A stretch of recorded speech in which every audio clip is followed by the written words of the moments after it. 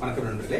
நம்ம கடந்த பதிவுல ராசிகள் மற்றும் ராசிகளுடைய வடிவங்கள் மற்றும் அந்த ராசிகளுடைய வடிவங்களை வச்சு நம்மளுடைய ராசிகளுடைய வசிப்பிடம், அதாவது ராசிகளுடைய இருப்பிடம் எங்கெல்லாம் ராசி வந்து குறிப்பிடப்படுது அப்படிங்கறத நம்ம பார்த்தோம். இப்போ ராசிகளுடைய வடிவங்களை வச்சு ராசிகளுடைய குணாதிசயங்கள் எந்த மாதிரி இருக்கும் அப்படிங்கறத நம்ம வந்து பார்க்கலாம். இதுல வந்து மேச ராசியுடைய வடிவம் வந்து பாத்தீங்கன்னா ஆடு அப்படின்னு நம்ம ஏற்கனவே பார்த்திருந்தோம் இல்லையா. அப்போ இதோடைய குணாதிசயங்கள் வந்து பாத்தீங்கன்னா ஆட்டினுடைய நடவடிக்கைகளை வச்சுதான் இந்த குணாதிசயம் வந்து வரும். சரிங்களா? அப்போ நீங்க வந்து ஆட்டை கவனிச்சீங்க அப்படின்னாவே இந்த மேசராசியுடைய குணாதிசயங்களை வந்து நீங்க ஒரு லாஜிக்கா நீங்க வந்து மைண்ட்ல வச்சுக்க முடியும் அப்படிங்கறத நீங்க வந்து தெரிஞ்சுக்கலாம். இப்போ ஆட்டினுடைய நீங்க ஒரு ஆட்டு கூட்டம் அல்லது ஆடு இருக்கிற இடத்துல நீங்க போனீங்க அப்படின்னா ஆட்டை நீங்க பாருங்க. அது என்ன பண்ணும் அப்படின்னா எப்பவுமே வந்து பாத்தீங்கன்னா கத்திக்கிட்டே இருக்கும். ஏதாச்சும் கொஞ்சம் நேரம் கழிச்சுக்கோ மேன்ட்டு அப்படின்னு சொல்லிட்டு கத்திக்கிட்டே இருக்கும். அப்ப வந்து பாத்தீங்கன்னா இந்த அதாவது யார் இருந்தாலும் இல்லாட்டியும் அது வந்து பாத்தீங்கன்னா தன்னுடைய செயல்பாடுகளை வந்து பாத்தீங்கன்னா அது ஏதாச்சும் நம்மளை வந்து எல்லாருமே கவனிக்கணும் அப்படிங்கிற மாதிரி நினைக்கிற மாதிரியே நான் இங்கதான் இருக்கிறேன் அப்படிங்கிற மாதிரி அது வந்து கத்திக்கிட்டே இருக்கு. சரிங்களா? அப்போ எல்லோரும் தன்னை கவனிக்க வேண்டும் என்று நினைப்பவர்கள் வந்து பாத்தீங்கன்னா மேசராசியுடைய தன்மைகள். அதுக்கப்புறமா மேசராசியில் நீங்க பார்க்கும்போது ஆடு வந்து என்ன பண்ணும் அப்படின்னா எல்லாத்து கூடயுமே வந்து பாத்தீங்கன்னா சண்டை போட்டுக்கிட்டே இருக்கும். சும்மா ஒரு ஆடு நின்று இருக்கும். அப்ப நீங்க போய் பாத்தீங்கன்னா இன்னொரு ஆடு வந்து பாத்தீங்கன்னா அது வேணுனே போய் அது முற்றக்கு போகும். அதுக்கப்புறமா தேவையெல்லாம் போய் உரசுறது, இந்த மாதிரி சேட்டைகள் வந்து பண்ணிட்டே இருக்கும். அப்ப மேசராசியுடைய முக்கியமான குணாதிசயங்கள் வந்து பாத்தீங்கன்னா கலகப்பிரியன். எப்பவுமே வந்து சண்டை போடுறதுக்கு வந்து ரொம்ப ஆர்வமா இருப்பான். அப்போ வந்த சண்டையை வந்து அவன் வந்து விடவே மாட்டான். சரிங்களா? மேசராசிக்காரர் வந்து சண்டை போடுறதுக்கு ஆர்வமா இருக்கான். வந்த சண்டையை வந்து பாத்தீங்கன்னா முன்னாடி மல்லு கட்டிட்டு போயிட்டு நிக்கக்கூடிய ஒரு தன்மை வந்து இந்த ஆட்டுக்கு இருக்கிறதுனால இந்த மேசராசியுடைய காரகத்துவத்திலையும் வந்து பாத்தீங்கன்னா இந்த குணாதிசயத்திலையும் அந்த சண்டை போடுற தன்மை வந்து இயல்பா வந்துடும். சரிங்களா? அப்ப எப்பவுமே வந்து பாத்தீங்கன்னா ஒரு ஆடு வந்து பாத்தீங்கன்னா கூட்டமா இருக்கிறதா விரும்பும். சரிங்களா? ஆடு வந்து இப்ப ஒரு ஆட்டு மந்தை அப்படின்னு சொல்லலாம். அப்ப அது எப்பவுமே அது கூட்டமா இருக்கிறது தான் அது விரும்பும். அப்ப வந்து இவர் என்ன பண்ணுவார் அப்படின்னா இவர் எல்லாத்தையுமே ஒரு கூட்டத்தோடு இருக்கக்கூடிய ஒரு தன்மை வந்து இவருக்கு எப்பவுமே உண்டு. சரிங்களா? இப்ப மேசராசியில் ஒருத்தர் பிறந்தாரு அப்படின்னா அவர் வந்து பாத்தீங்கன்னா எப்பவுமே ஒரு கூட்டத்துல இருக்கணும். அப்ப நம்ம அதுல வந்து ஏதாச்சும் ஒரு சவுண்ட் கொடுக்கணும், ஏதாச்சும் நம்ம ஒரு ஆதிக்கம் செலுத்தணும் அப்படிங்கிற மாதிரி எண்ணம் வந்து இந்த மேசராசியில வந்து வந்துடும். அதுக்கப்புறமா எப்பவுமே வந்து சண்டை போட்டே இருக்கிறனால வந்து பாத்தீங்கன்னா அவங்களுக்குள்ள ஒற்றுமை இருக்காது. பாத்தீங்கன்னா ஒரு ஆடு இன்னொரு ஆடு முட்டிட்டு இருக்கோம், இடிச்சிட்டு இருக்கோம், அந்த மாதிரி இருக்கு இல்லையா. அதனால அந்த ஒற்றுமை வந்து இவங்களுக்கு கண்டிப்பா இருக்காது. சரிங்களா? அதுக்கப்புறமா ஆடு வந்து பாத்தீங்கன்னா எந்த ஒரு பயம் இல்லாம போய் பாத்தீங்கன்னா கிணத்துல இறங்கி நிக்கும், பாத்தீங்கன்னா வீட்டு மேல ஏறி நிக்கும், அதுக்கப்புறம் வேற ஏதாச்சும் ஒரு வண்டி மேல ஏறி நிக்கும், மரத்து மேல கூட ஏறிட்டு நிக்கும். ஆனா அது வந்து ஏறிடும், பயம் இல்லாம அது வந்து மரத்து மேல ஏறிடும். ஆனா வந்து பாத்தீங்கன்னா அது எப்படி இறங்கணும் அப்படிங்கிறது தெரியாது. அப்போ ஒரு பயம் இல்லாம ஒரு காரியத்துல இறங்கக்கூடிய ஒரு தன்மை வந்து பாத்தீங்கன்னா இந்த மேசராசிக்கு வந்து உண்டு. அதாவது அசட்டு தைரியம் அப்படின்னு நம்ம வந்து சொல்லலாம். அதுக்கப்புறமா எளிதில் வந்து பாத்தீங்கன்னா உணர்ச்சி வசப்படக்கூடியவர். கோவப்படுவாங்க இல்லையா. இப்போ கோவப்படுறவங்க நம்ம ஏற்கனவே பார்த்தோம், சண்டை போடுவாங்கன்னு பார்த்தோம். அது எதனால அந்த கோவம் வருது அப்படின்னா உணர்ச்சி வசப்படுறதுனால. ஏதாச்சும் ஒண்ணு யாராச்சும் ஒண்ணு சொல்லிட்டாங்க அப்படின்னா ஈஸியா வந்து பாத்தீங்கன்னா அது உணர்ச்சி வசப்பட்டு அதுல வந்து பாத்தீங்கன்னா இது பண்றது மேசராசிக்குரிய குணாதிசயம். அதுக்கப்புறமா வந்து பாத்தீங்கன்னா இப்ப நம்ம பார்த்தோம் இல்லையா கிணத்துல எல்லாம் இறங்குது அப்படின்ட்டு. அப்ப எப்பவுமே முன் யோசனையே இல்லாம வந்து பாத்தீங்கன்னா ஒரு காரியத்துல இறங்கிடுவாங்க. அதுக்கப்புறம் மாட்டிட்டு முழிப்பாங்க.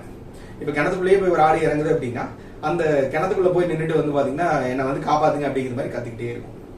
சரிங்களா?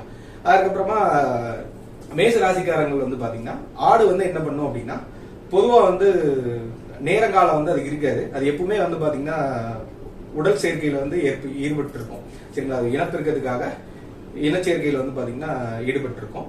அப்ப வந்து பாத்தீங்கன்னா அதுக்கு நேரங்காலம் கிடையாது. அப்ப அந்த மாதிரி ஒரு சூழல் இருக்கும்போது வந்து பாத்தீங்கன்னா இந்த மேசராசிக்காரங்க வந்து சிற்றின்ப பிரியர்கள். அவங்களுடைய குணாதிசயத்துல இந்த சிற்றின்ப பிரியர்கள் அப்படின்னு சொல்லி அதுவும் வந்து பாத்தீங்கன்னா அந்த மேசராசியுடைய குணாதிசயம் சொல்லப்படுது. இன்னும் நீங்க வந்து நிறைய நீங்க இதை வந்து ஒரு லாஜிக்கா நீங்க மைண்ட்ல வச்சுட்டு இதை வந்து பாத்தீங்கன்னா இன்னும் நீங்க வந்து அடுத்த நிலைக்கு டெவலப் பண்ணுங்க. சரிங்களா? அதுக்கப்புறமா ரிஷபராசியுடைய தன்மை அப்படின்னா ரிஷபராசியுடைய வடிவம் வந்து பாத்தீங்கன்னா மாடு அப்படிங்கறத நம்ம ஏற்கனவே நம்ம வந்து பார்த்திருந்தோம். இதுல வந்து பாத்தீங்கன்னா மாட்டுடைய மிக ஒரு பொறுமையான விஷயம் ஒண்ணு. ஒரு மாட்டினுடைய குணாதிசயம் என்ன அப்படின்னா ரொம்ப பொறுமையானது. அது வந்து பாத்தீங்கன்னா அதுக்கு வந்து சாப்பாடு போடலினாலும் வந்து பாத்தீங்கன்னா அது பெருசா வந்து அது காமிச்சிக்காது. ரொம்ப பொறுமையா இருக்கும். அதோட காலம் வர்ற வரைக்கும் வந்து பாத்தீங்கன்னா அது ஒரு ரொம்ப பொறுமையா இருக்கக்கூடிய ஒரு விலங்கு வந்து பாத்தீங்கன்னா மாடு. அதனால ரிசர்வராசிக்காரங்க வந்து பாத்தீங்கன்னா எப்பவுமே பொறுமை, நிதானம் அப்படிங்கிற ஒரு குணம் வந்து பாத்தீங்கன்னா அவங்களுக்கு எப்பவுமே இருக்கும். சாந்த குணம் இருக்கும். சாந்தம் அப்படின்னு சொல்லுவோம் இல்லையா, ரொம்ப ஒரு பொறுப்பா இருக்கிறது, அந்த மாதிரி ரொம்ப அமைதியா இருக்கிறது, அந்த மாதிரி ஒரு குணாசி வந்து இவங்களுக்கு வந்து உண்டு. சரிங்களா. அதுக்கப்புறமா ஒரு இப்போ கிராமப்புறங்கள் எல்லாம் பாத்தீங்க அப்படின்னா இப்ப மாட்டு வண்டி வச்சிருப்பாங்க. அவங்க வந்து ஒரு இடத்துல போயிட்டு மாட்டு வண்டி ஒரு இடத்துல இப்போ விவசாயம் பண்ணிட்டு ஏதாச்சும் ஒரு வேலை முடிச்சுட்டு அவங்க வந்து பாத்தீங்கன்னா அந்த மாட்டை வந்து பூட்டி அனுப்பிச்சாங்கன்னா அது வந்து பாத்தீங்கன்னா அவங்க வீட்டுக்கு வந்து சேர்ந்துரும். அதாவது வீட்டுக்கு வந்து சேர்ந்துரும், யாரும் வந்து மாட்டை வந்து பிடிச்சிட்டு வர வேண்டியதில்லை. அப்போ இதுல இருந்து என்ன நம்ம தெரிஞ்சுக்கலாம் அப்படின்னா, இவங்க பழக்கப்பட்ட விஷயத்தை வந்து பாத்தீங்கன்னா நல்லா பண்ணுவாங்க. பழக்கப்பட்ட விஷயத்தை வந்து பாத்தீங்கன்னா சுலபமா வந்து பாத்தீங்கன்னா பண்ணக்கூடிய ஒரு ஆற்றல் உண்டு. அப்போ ஒரு மாடு வந்து பாத்தீங்கன்னா எப்பவுமே வந்து சாப்பிட்டு முடிச்சதுக்கு அப்புறமா கொஞ்ச நேரம் வந்து ஓய்வு எடுக்கும். அப்போ வந்து அந்த குணம் வந்து இவங்களுக்கு இருக்கும். அப்ப எப்பவுமே ஒரு வேலையவே வந்து பாத்தீங்கன்னா ரொம்ப பொறுமையா நிதானமா செய்யற பழக்கம், அதுக்கப்புறமா வந்து பாத்தீங்கன்னா ஒரு ஓய்வு எடுக்கிற பழக்கம், ஏதாச்சும் ஒரு வேலை முடிச்சிட்டோம் அப்படின்னா கொஞ்சம் ஓய்வு எடுக்கிற பழக்கம் வந்து உங்களுக்கு கண்டிப்பா உண்டு. அப்போ இந்த ரிஷபராசிக்காரங்களுக்கு வந்து பாத்தீங்கன்னா ஏதாச்சும் ஒரு சின்ன வேலை செஞ்சீங்கன்னா உங்களுக்கு கொஞ்சம் ஓய்வு வந்து பாத்தீங்கன்னா உங்களுக்கு ரொம்ப தேவைப்படும். சரிங்களா. அதுக்கப்புறமா இவங்க ரிஷபராசி இப்ப காளை மாடுகள் எல்லாம் பாத்தீங்க அப்படின்னா பயங்கரமா வந்து உழைக்கக்கூடிய ஒரு தன்மை உண்டு. சரிங்களா. அப்ப அதனால வந்து பாத்தீங்கன்னா கடின உழைப்பு இருக்கு. அப்ப உழைப்புக்கு ஏற்ற ஊதியம் கிடைக்குமா அப்படின்னா உழைப்புக்கு ஏற்ற ஊதியம் வந்து அவங்களுக்கு கண்டிப்பா கிடைக்காது. அப்ப அதனால கடின உழைப்பு இந்த மாதிரி ஒரு தன்மையில வந்து அவங்களுக்கு இருக்கும். அதுக்கப்புறமா ஒரு புதிய விஷயத்தை வந்து கத்துக்கிறதுக்கு வந்து அவங்களுக்கு ஆர்வமே இருக்காது. ரிஷபராசிக்காரங்களுக்கு ஒரு அந்த பழங்கால விஷயங்களை வந்து பாத்தீங்கன்னா அதை வச்சே தான் ஓட்டிட்டு இருப்பாங்க.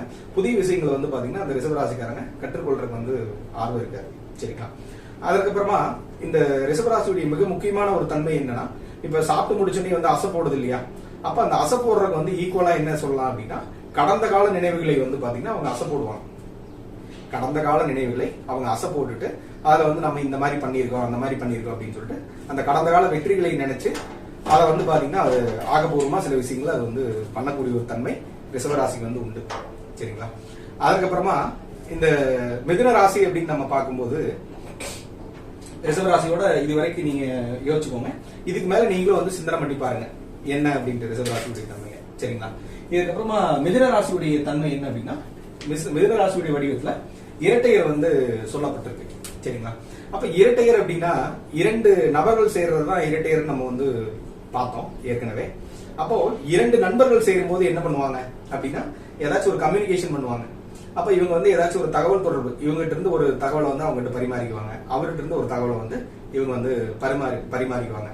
அப்ப மிதுன ராசிக்காரங்க வந்து பாத்தீங்கன்னா ரொம்ப நட்பு விரும்பிகளா இருப்பாங்க. நட்பு விரும்பிகள், அதாவது நட்புக்காக என்ன வேணாலும் பண்ணுவாங்க, அந்த மாதிரி இருப்பாங்க. மிதுன ராசிக்காரங்க வந்து பாத்தீங்கன்னா இப்ப தனியா இருக்கக்கூடிய ஒரு வழக்கம் வந்து கண்டிப்பா இருக்கு. சும்மா ஒரு பேசுறதுக்கு ஒரு பேச்சு துணைக்காத ஒரு ஆள் கூட இருந்தா நல்லா இருக்குமே அப்படிங்கிற மாதிரி யோசிக்கக்கூடியவங்க வந்து பாத்தீங்கன்னா இந்த மிதுன ராசிக்காரங்களா இருப்பாங்க. அதுக்கப்புறமா ஒரு தகவல் பரிமாற்ற துறையில் இருக்கிறவங்க அல்லது ஒரு தகவலை வந்து பாத்தீங்கன்னா எளிமையா வந்து தகவல் இது பண்றது, தகவல் பரிமாறிக்கிறது எல்லாமே அவங்க நல்லா இது பண்ணுவாங்க. அதுக்கப்புறமா இவங்ககிட்ட இருக்கிற நெகட்டிவான குணம் என்ன அப்படின்னா கோல் மூட்டி வச்சிருவாங்க. ஏதாச்சும் இவங்க போய் சம்மந்தம் இல்லாத ஒரு பேசி விட்டு அங்க வந்து பாத்தீங்கன்னா ஏதாச்சும் ஒரு சண்டை சச்சரவுகள் வரைக்கும் அதிகமா வந்து பாத்தீங்கன்னா வாய்ப்பு இருக்கு. அதிகமா புரணி பேசுவாங்க. சரிங்களா.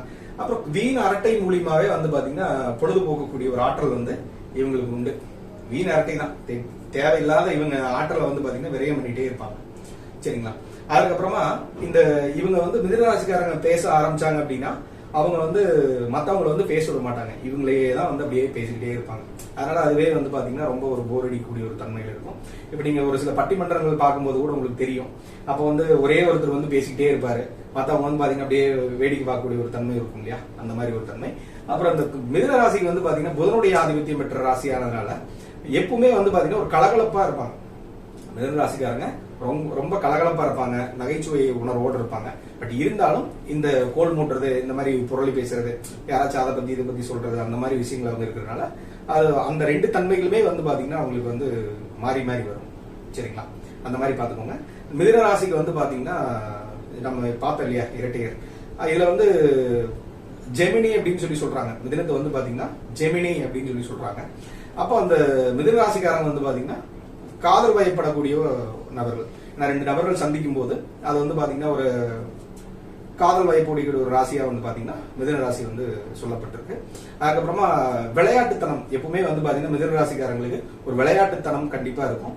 அவங்களுக்கு வந்து பாத்தீங்கன்னா ஒரு பொறுப்பில்லாத தன்மையே இருக்கும். ஏன்னா எப்பவுமே விளையாட்டுத்தனம் இந்த கேள்வி பேசிட்டு எல்லாம் இது பேசிட்டே இருந்தாங்க அப்படின்னா அவங்களுக்கு ஒரு பொறுப்பில்லாத தன்மை வரும் இல்லையா, அந்த மாதிரி ஒரு அமைப்பு வந்து பாத்தீங்கன்னா மிதுன ராசிக்காரங்களுக்கு இயல்பாவே இருக்கக்கூடியதை நம்ம வந்து நடைமுறையில பார்க்க முடியுது. இது வந்து மிதுன ராசியுடைய வடிவத்தை வச்சு நம்ம சொல்லக்கூடிய எடுக்கக்கூடிய பலன். இன்னும் நீங்க வந்து இந்த இதை வச்சு இதை மட்டும் லாஜிக்கா வச்சு நீங்க இன்னும் அதிகப்படியான பலன்கள் எல்லாம் எப்படி வரும் அப்படிங்கிற மாதிரி நீங்க வந்து யோசிச்சு பாருங்க. சரிங்களா? அப்போ அல்லது உங்களுடைய ஏதாச்சும் மிதுன ராசியை பத்தி வேற ஏதாச்சும் குறிப்புகள் இருந்தா அப்படின்னா இந்த தன்மைகளோட அதை வந்து ஒப்பிட்டு பாத்தீங்க அப்படின்னாலும் உங்களுக்கு சில விஷயங்கள் புரியிருக்கும், அதிகமா வாய்ப்புகள் இருக்கும் அப்படிங்கிறதையும் நான் வந்து தெரிவிச்சுக்கிறேன். சரிங்களா? இதற்கு அடுத்தபடியா கடகராசி வந்து நம்ம பார்க்கலாம். கடகராசியுடைய வடிவம் வந்து பாத்தீங்கன்னா நண்டா வந்து குறிப்பிட்டிருக்காங்க. சரிங்களா? கடகராசியுடைய வடிவம் நண்டு அப்படின்னு சொல்லி குறிப்பிட்டிருக்காங்க. இந்த கடகராசி வந்து பாத்தீங்கன்னா நண்டு அப்படின்னு நம்ம சொல்லியிருந்தோம் இல்லையா, அப்போ இந்த கடகராசிக்கு வந்து பாத்தீங்கன்னா வயல்வெளிகள்ல தான் நண்டு இருக்கு அப்படிங்கறத நம்ம ஏற்கனவே பார்த்தோம். கடகராசிக்கு வந்து பாத்தீங்கன்னா வயல் ராசி அப்படின்னு சொல்லி பேரு. சரிங்களா?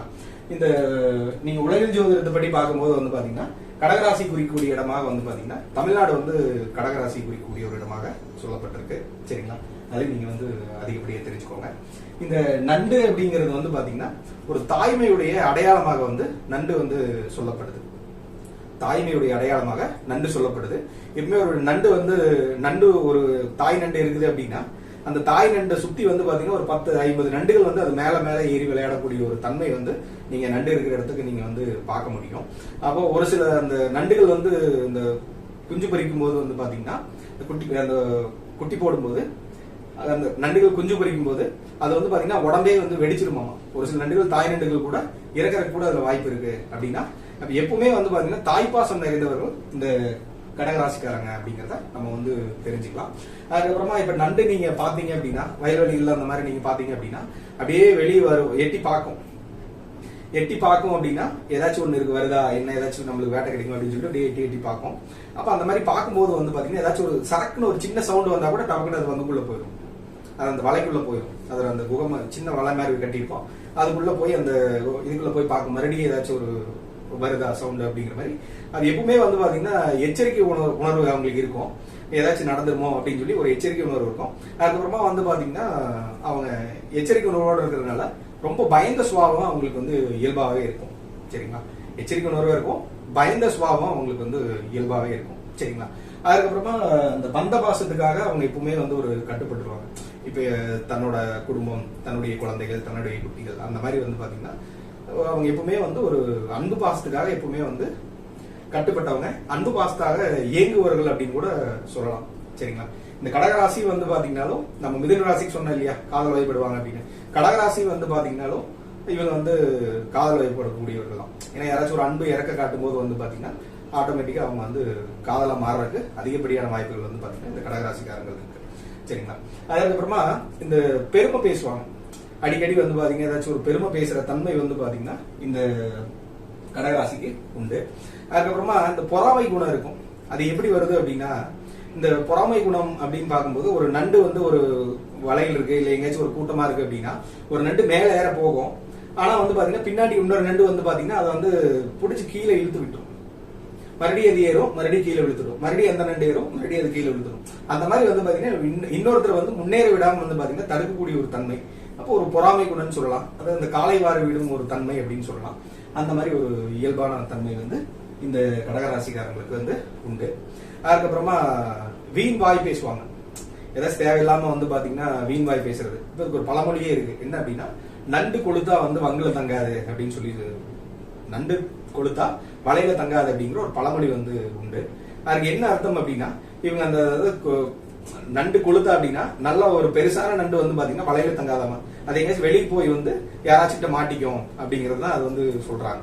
அப்ப இவங்க வந்து எப்பவுமே ஒரு ஏதாச்சும் ஒண்ணு தேவையில்லாத பேசி வந்து பாத்தீங்கன்னா ஏதாச்சும் ஒண்ணு இவங்க கத்துக்கிட்டாவோ இல்ல வேற ஏதாச்சும் ஒரு விஷயத்த பேசி அவங்க வந்து பாத்தீங்கன்னா அதன் மூலியமா எதிரிகளை சம்பாதிக்கக்கூடிய ஒரு தன்மை வந்து இது உண்டு அப்படிங்கறத நம்ம வந்து தெரிஞ்சுக்கலாம். அதுக்கப்புறமா ஏதாச்சும் ஒண்ணு வந்து பொய் சொல்லக்கூடிய தன்மையை நம்ம பார்த்தோம். ஏதாச்சும் அடிச்சு விட்டுருவாங்க, இவங்களுக்கு தெரியுதோ தெரியலையோ அதை வந்து அப்படியே அடிச்சு விடக்கூடிய ஒரு தன்மை வந்து பாத்தீங்கன்னா இந்த கடகராசிக்கு வந்து உண்டு. இப்ப நம்ம இது வரைக்கும் என்ன பார்த்தோம் அப்படின்னா மேச ராசியோட குணாதிசயம் பார்த்தோம், ரிஷப ராசியுடைய குணாதிசயம் பார்த்தோம், மிதுன ராசியும் நம்ம பார்த்துட்டோம், கடக ராசிக்கு நம்ம பார்த்திருக்கோம். அடுத்து வந்து நம்ம வந்து சிம்ம ராசிக்கு என்னன்னு நம்ம பார்ப்போம்.